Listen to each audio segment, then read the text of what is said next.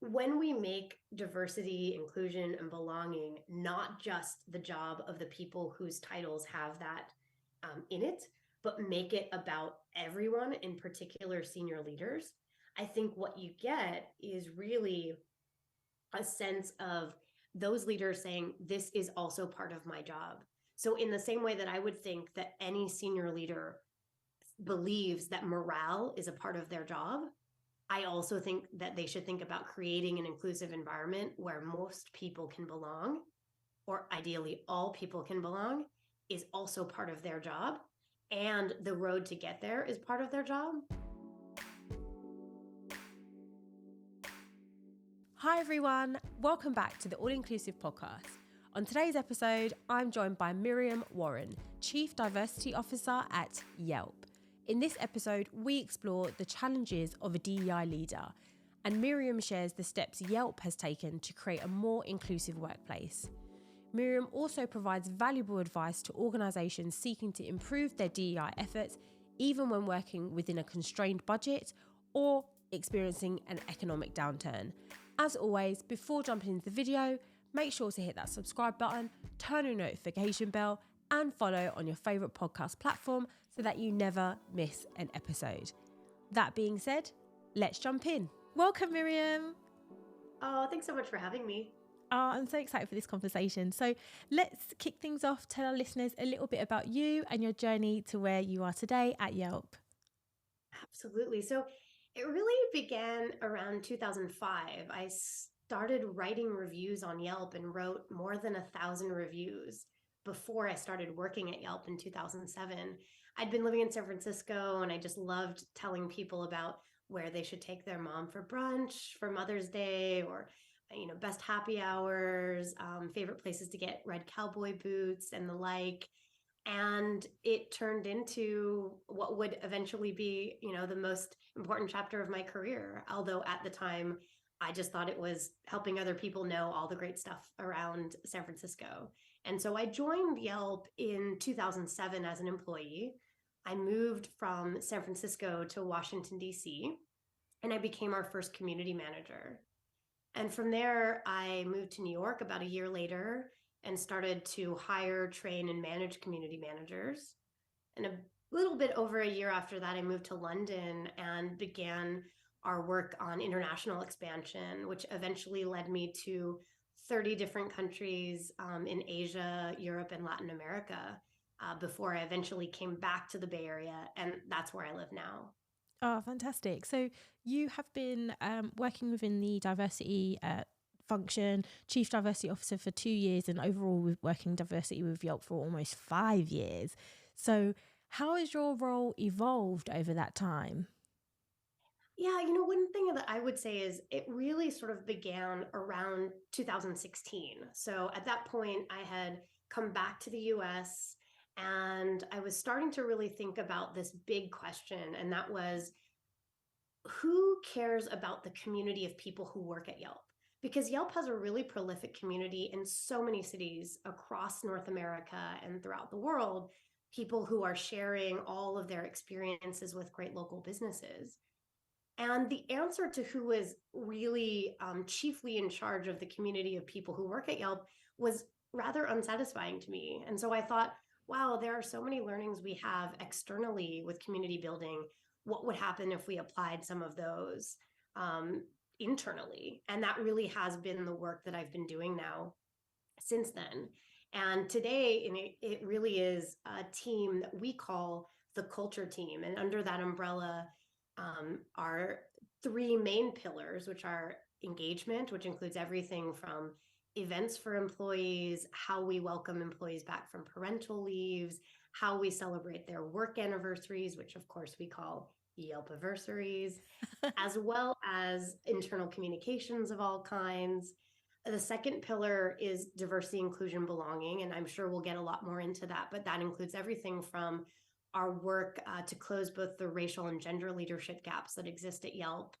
It also includes training. It also includes all of the work that we do around education for employees of Yelp. And then the final bucket really is social impact. And so that includes all of our ESG efforts and it includes the Yelp Foundation, which is one of my other hats that I wear at Yelp, which is that I'm the chair of the board of the Yelp Foundation.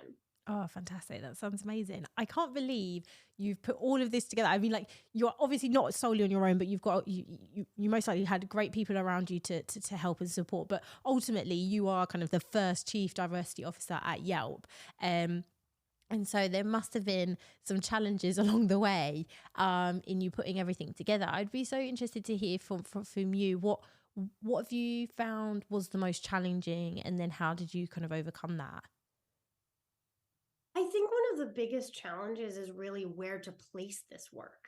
And so when you think about the types of work that you're taking on and the types of challenges and business problems that you're trying to solve under the umbrella of culture, of engagement, of diversity, inclusion, belonging, and so on, it really is very wide ranging throughout the business. And so I think I arrived in this role in a really lucky place, which is that I had been solving business problems at Yelp as an executive for a number of years before I took this role.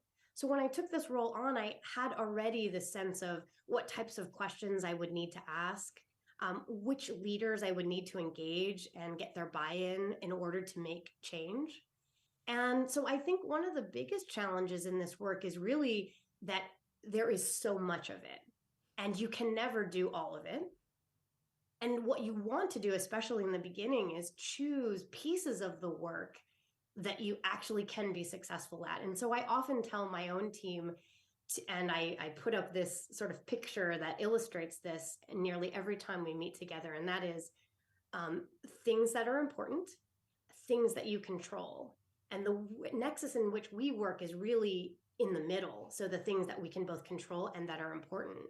Because obviously there will always be so many challenges outside of our control that we will want to fix and might not be able to. And then there are also lots and lots of things that people bring to us all the time of varying importance. And so I'd say that that big challenge is really that prioritization. And I think one of the ways we've been able to do that is by thinking about those three pillars, but also thinking about what we want people to feel in those areas. So in terms of engagement, we want to make sure that people feel really well informed about what's happening at Yelp, such that they know what's going on and they can tell other people what's going on, whether that be work peers or potential employees coming to Yelp. We also want to build an environment where people feel not only that they belong, but also that they can be successful regardless of the background that they come from. And I think, fundamentally, defining the words diversity, inclusion, and belonging become really important because we hear these words all the time. We read them in countless media outlets, and everyone sort of has a sense that they know what they mean. But at Yelp, it's really important to me that everyone knows what we mean by those words at Yelp and where they can see them in action. So when we think about diversity, we know that our customers and our consumers are an incredibly diverse bunch of people. And if we are not a commensurately diverse workforce to support all of those customers and consumers, we miss out as a business. And so when we think about diversity, we think about all those different characteristics that make each one of us unique. And that is true both of our employees and also of our customers and consumers. And so then when we think about inclusion, what we're thinking about is if we can be successful at recruiting this really diverse workforce of folks, we get them to Yelp, we want to make sure that all of them have a great chance at being successful at Yelp. Because no matter how much you like a brand or a company or even your boss, if you're not successful, it's not going to work out. And so we know that that success inside of our company is really, really key. And if we continue on and think about belonging, for us, that really is sort of a holy grail. And the reason for that is it's not just about belonging when we're having a party and eating cupcakes, because you probably know as well as I do, it's really easy to feel like you belong when things are really happy. Yeah. What I'm looking for is for people to feel like that they belong, even on those rough days, even on those days when you close your laptop and think that was really hard, or I've just had a disagreement, or we couldn't come to a resolution today. I still want people to feel like they belong, even in those moments. And that is not an easy bar to achieve. And that's why we always have plenty of work to do. Yeah, no, I think that that makes so much sense though. Like as you said, you service such a diverse community that you want to make sure that your workforce kind of showcases that as well, and is a reflection of that too. Because I think we've all heard it. Well, I'd like to say we've heard it time and time again, but I think we need to continue on saying it. Is that diverse workforces that are inclusive in at the same time will breed creativity and just success. Do you know what I mean? So I think it's great that Yelp understands that and that you guys are working towards making it more diverse and more inclusive for all. What advice would you give to organizations out there that are trying to improve their efforts towards DEI?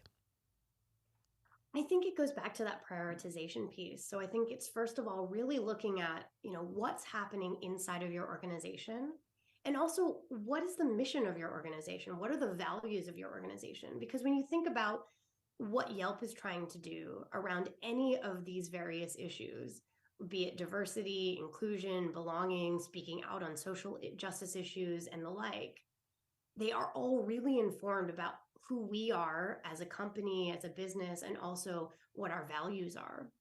And so I think if everything always gets tied back to that, it's very easy to keep your eyes on the prize, as it were, because you have essentially a North Star that's guiding you.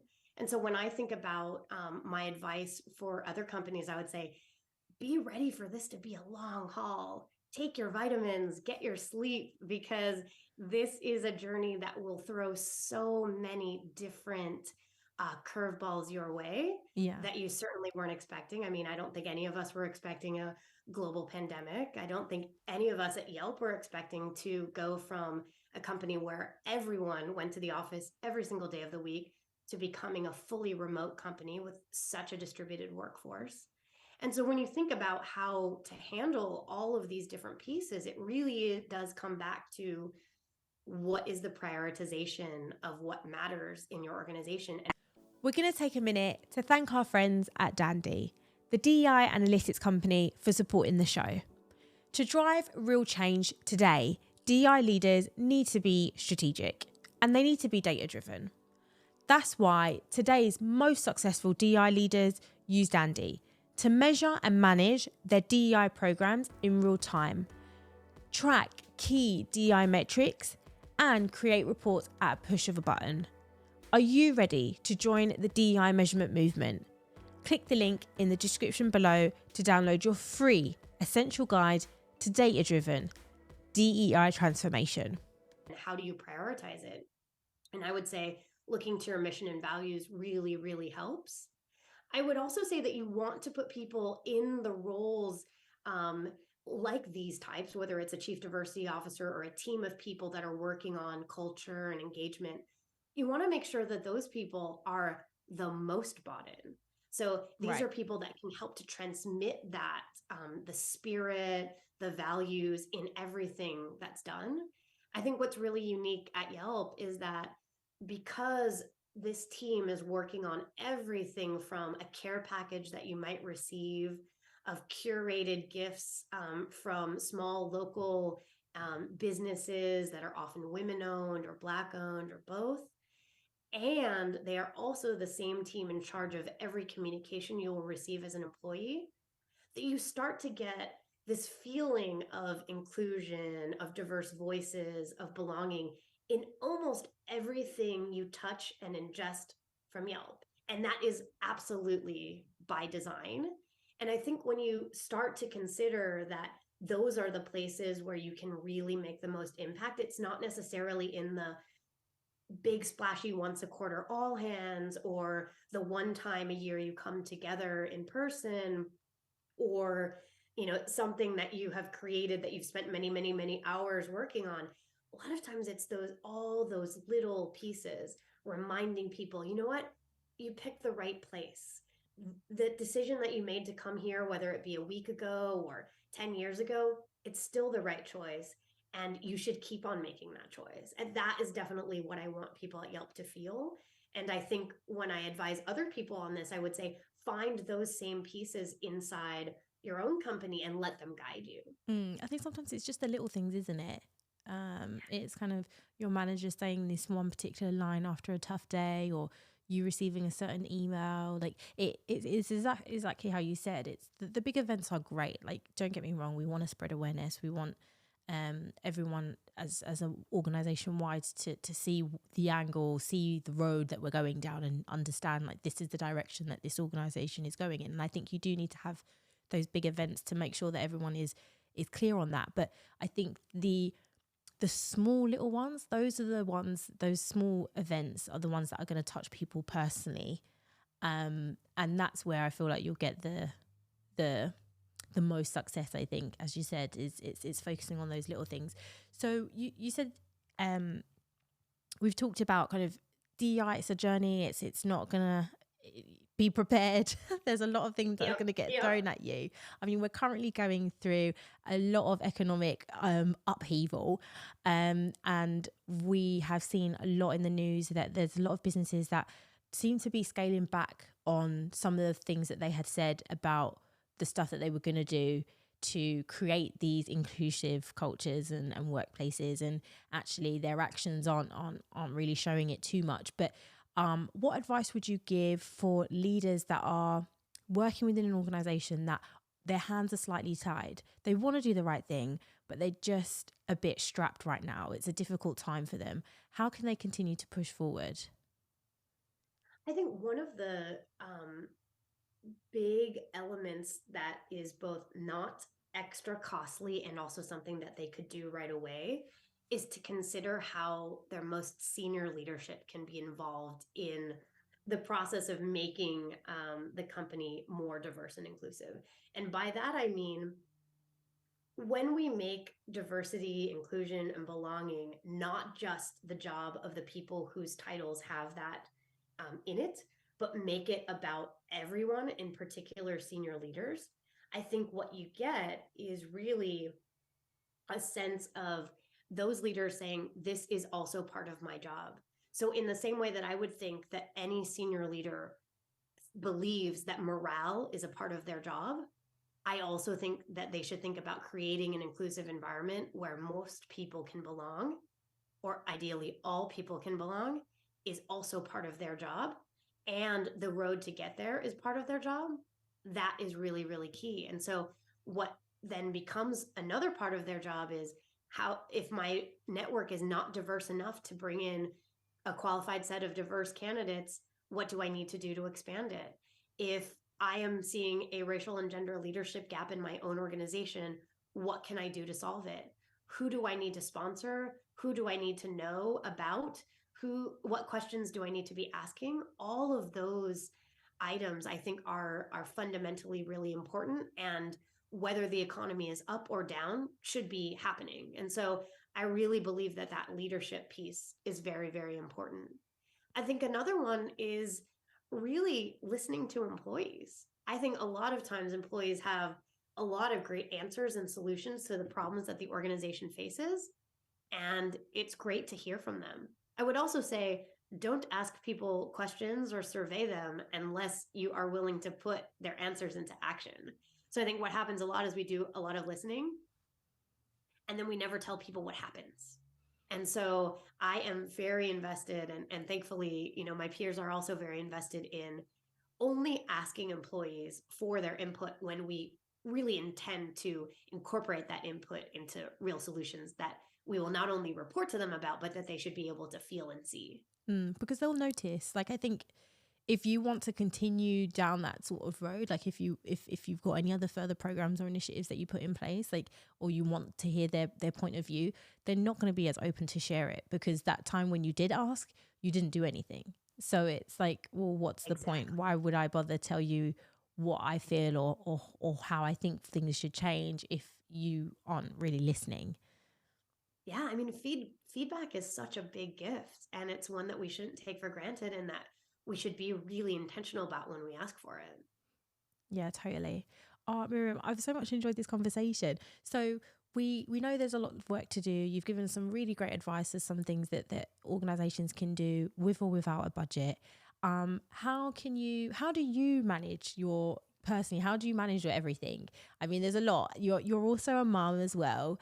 So, and for anyone who isn't watching the video, Miriam is sitting behind an amazing backdrop. She's got all of her images from that, I believe, is done by your kids. I think it's amazing. So how do you manage it all? Yeah, I mean, I think it's a big question. Like, is anyone ever really managing it all? I think it's kind of like juggling, which is that you have a lot of balls in the air and you try not to drop too many of them at once. I feel really lucky to have a wonderful team that supports me in a big way.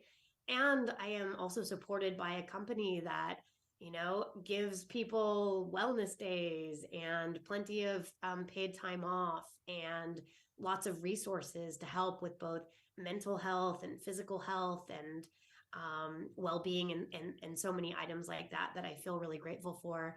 I have a great partner who helps me in this journey of being a parent, which is also another thing that I'm really grateful for. And I would also say that I have learned how to ask for help. And sometimes that help is, 3 hours of a babysitter on a Saturday so I can get my house in order and, maybe like wash my hair and feel like I can go on to the next day. I think in the past I would imagine that, once you got to a certain age or job title, that then everything would be figured out.